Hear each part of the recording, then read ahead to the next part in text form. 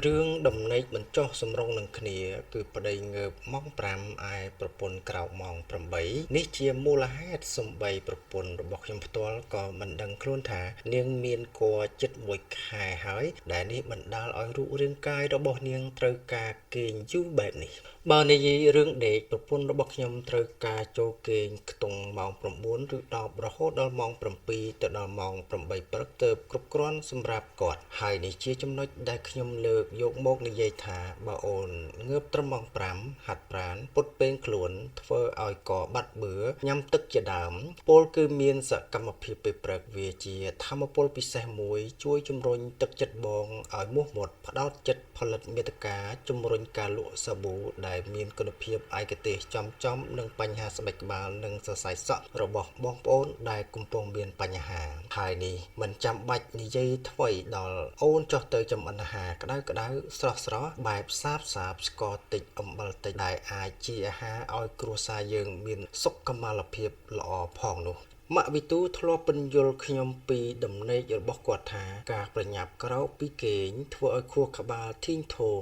ការអ្វីមិនកើតម្យ៉ាងទៀតគាត់ថាបើគាត់គេងមិនគ្រប់ដឹងតែកើតខ្យល់ហើយចុងក្រោយនឹងជាមូលហេតុធំចម្បងនោះគឺកូនទី2បានចាប់កំណើតជិត1ខែដំបូងដោយពួកយើងមិនដឹងពីវត្តមានរបស់កូននិងសញ្ញាមួយចំនួនដែលស្ត្រីមានផ្ទៃពោះមាននោះឡើយតើតើនឹងការចង់បានរបស់ខ្ញុំដែលចង់ឲ្យគាត់ងើបពីព្រឹកចំអិនអាហារសម្រាប់គ្រួសារម៉ាក់វិទូបង្ហើបពីក្តីស្រមៃមួយក្តីស្រមៃដែលខ្ញុំឮហើយខ្ញុំត្រូវតែបង្រៀនកូនប្រុសឲ្យអាចហ៊ានឲ្យកាន់យកពេញចិត្តនិងយល់ថាវាជាទំនួលខុសត្រូវរបស់កូនបើទោះជាកូនជាប្រុសក្តីនោះគឺការចង់កែប្រែជួយឲ្យកូនស្រីមានជំរើសថាតើត្រូវចូលសង្ក្រាន្តប្រមាណជើងឆ្នាំងឬថាបើកូននៅក្នុងផ្ទៃជិត3ខែនេះជាកូនស្រីនៅពេលធំដឹងក្តីកូនមិនចាំបាច់ក៏បានព្រោះថាកូនមានចំណេះជំនាញ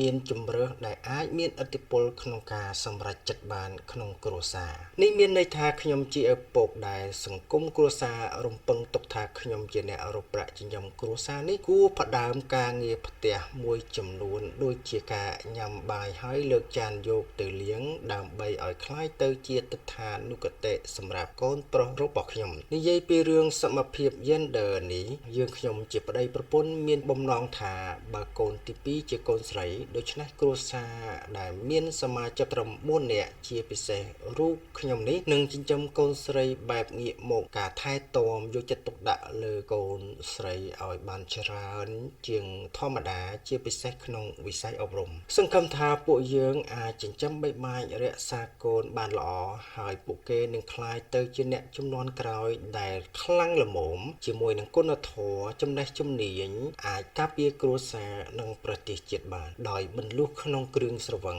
បើកបរគ្រោះថ្នាក់ដល់អ្នកដទៃនិងមិនប្រើពាក្យសម្ដីប្រមាថការទានអាយុជីវិតកូនក្មួយផ្សេងដោយអាងខ្លួនថាជាអ្នកមានប្រាក់ច្រើនជាងមានញាតិច្រើនជាងមានយសច្រើនជាងនោះ